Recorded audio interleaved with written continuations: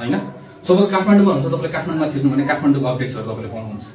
पोखरामा हुनुहुन्छ भने पोखराको अपडेट्सहरु पाउनुहुन्छ। हाम्रो धेरैवटा च्याप्टर्सहरु सबैजना एक्टिभ भइसकेको छ हैन यसमा।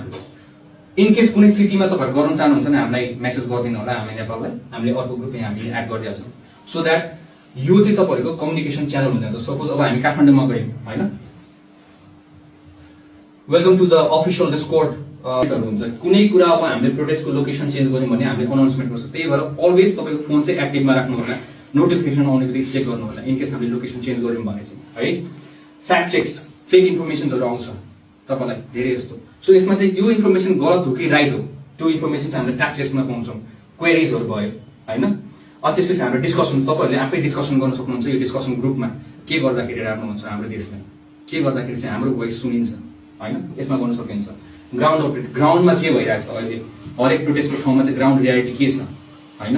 काठमाडौँमा धेरैवटा ठाउँमा हाम्रो सेक्टरमा हामीले आन्दोलन गर्न सक्ला नि त अनि त्यसको ग्राउन्ड रियालिटी के छ त्यो इन केस तपाईलाई गाह्रो परे पनि रिक्वेस्ट फर हेल्प है यसमा गर्न मिल्छ है। न्यूजहरु हाम्रो बारेमा के आइरहेछ कति कुरा फेक हो कति कुरा राइट हो यो यसमा जान्छ।